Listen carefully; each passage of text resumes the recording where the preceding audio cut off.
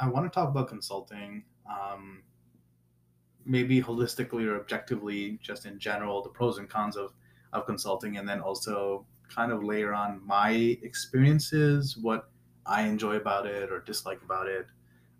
As someone who, um, has worked for established consulting companies and has his own consulting company, I have a lot to say on the subject, especially because I've been a contract employee more than I've been a permanent employee, going back however many years.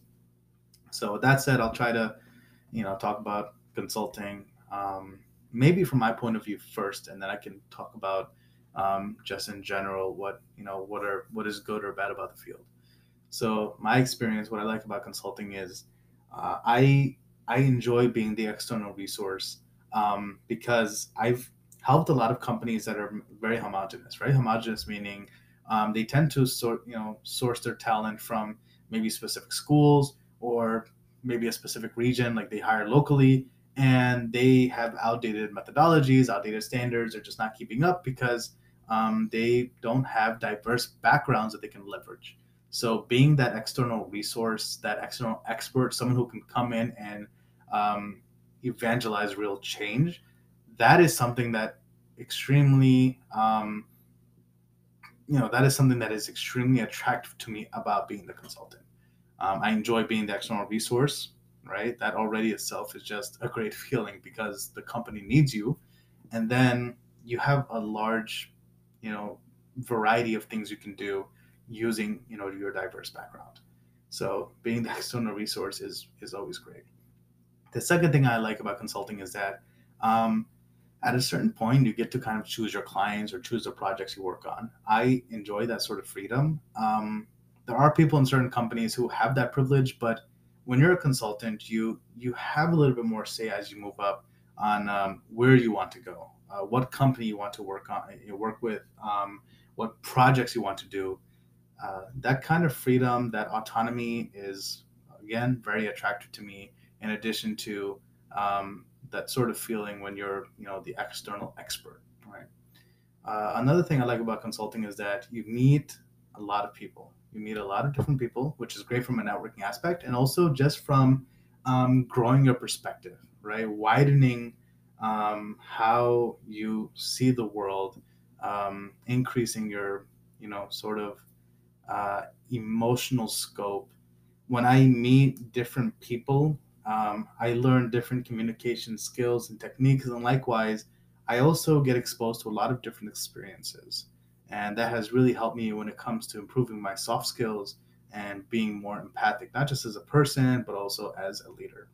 So meeting a lot of people is just amazing, right? And the networking aspect, I kind of glazed over. It's actually really key early on in your career. Later on, it's just something that happens.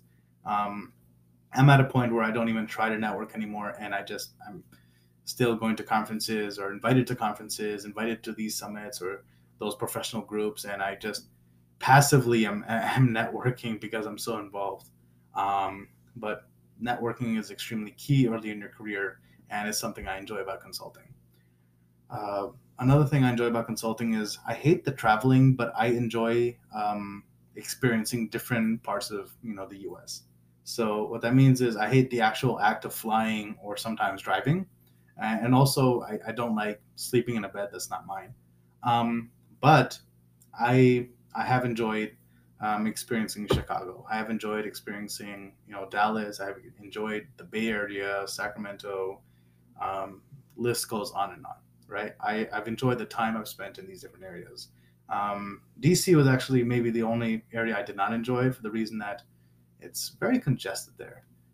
Nothing against the city, that particular city, but um, other than that, with the unbelievable traffic, um, I've enjoyed that in consulting. You're going all over the place. So these are a few of the things I've enjoyed as a consultant. Some of the things I have not enjoyed, and these kind of it's actually not just personal to me. Other people experience this.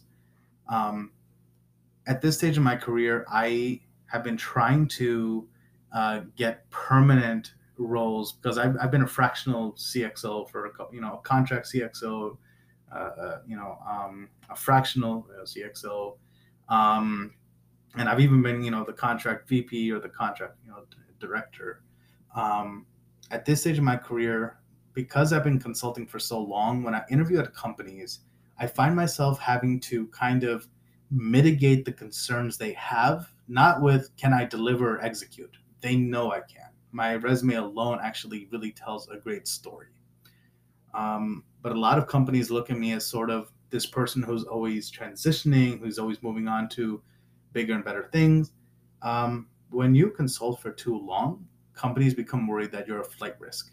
They don't want to put you, especially at a high level role, that's just too risky, too expensive. Nobody wants to hire the CIO or deputy CIO or VP of IT, um, knowing that when you look at his history, every year or every 2 years, every 3 years, he's moved on to a different company, different city. That is something that is extremely unattractive about me as a candidate. And consulting for this long has really hurt me. When I look at other people, some people start out in consulting, then they move on to one of the clients they consulted for, and then maybe later on in their career they leave and go back to consulting. Um, with me, I have had clients who have shown interest in me because I've delivered, but with the current economy, a lot of them have said, let's open up communications in 2023 and talk around Q1 or the end of Q1, beginning of Q2 2023.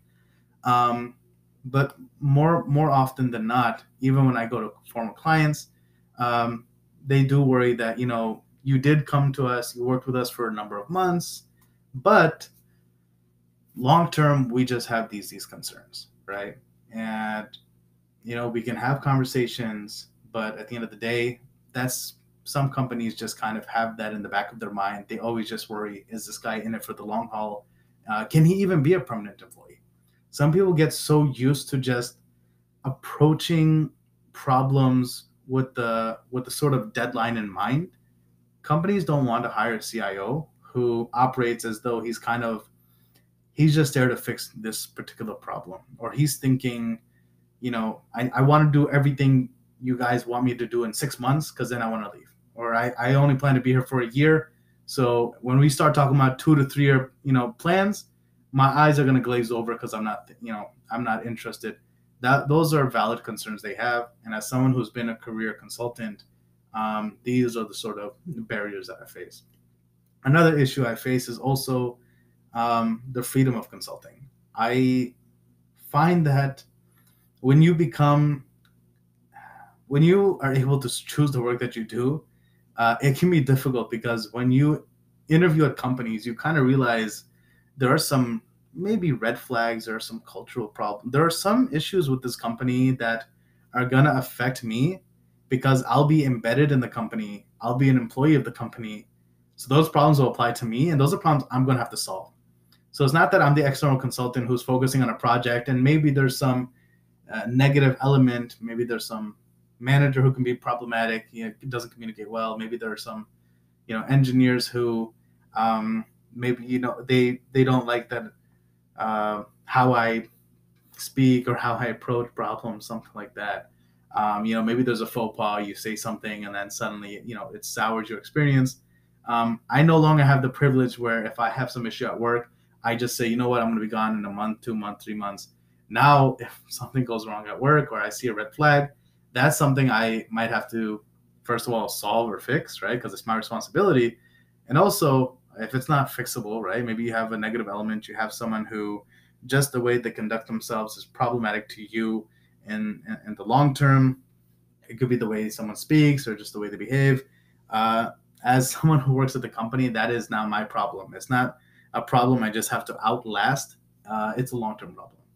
So those are some issues where the two main problems are the way companies see me and now also the way I'm looking at companies, right? So companies are looking at me that is he ready for a long-term relationship, and then I'm also looking at companies that am I ready for a long-term relationship if there's something if there's some package that comes with it. With that said, I do enjoy consulting. I have my own company. I enjoy the work that we do. Um, management and IT consulting is really where I specialize. I have tried other things. That's another thing that's cool about consulting is that it's really easy to switch between roles. Like all you have to do early on, and when you're an analyst or maybe a consultant, senior consultant, is that um, you can get put onto a project that you might not have a lot of experience in, and then decide that this is sort of a path you want to go into. So if you're a consultant, you can get put onto a data science project. You can get put onto some ServiceNow project. ServiceNow implementation. You can get put onto a project standing up a center of excellence in artificial intelligence, something like that. So the cool thing about consulting is that it's really easy to get exposure to a lot of different areas and kind of shop around and see where you want to be long term. And that's something I enjoy about having my own company is that management IT consulting, I just was able to found my own company on these services because when I consulted early in my career, I found out really quickly that I'm great at management and I'm great at consulting and I have a lot of tech experience. So I'm going to find a way to kind of put all these together as I form my own enterprise. What appeals to consulting in general, and I'll try to kind of just go into maybe a more objective lens. A lot of the things I said might come up, but people like consulting because they enjoy traveling, they enjoy meeting new people, they enjoy kind of being well rounded with their skill set as they kind of go around and learn different things. They love the exposure to different cities, different populations, different industries. So a lot of the things that attracted me to consulting are a lot of the things that attract others to consulting. And likewise, some of the things people don't enjoy might be the traveling. It's traveling is for some people, it's not for others. And also, some people get used to the consultant life and they're never able to actually settle down. I, for example, have a few friends who are in their 40s or even 50s, and their entire career is just one contract after another. For me, I I always thought of myself as a career consultant, but as I get older and I think about stability, I love having my own company. I love working for other consulting companies, but I do look forward to eventually settling down as I explore opportunities with governmental agencies, universities, Fortune 500 companies, um, all over the U.S. I look forward to maybe having a 9 to 5 a regular with a regular company, not just a contract or short-term gig, but something that's actually long-term and maybe start setting up some roots.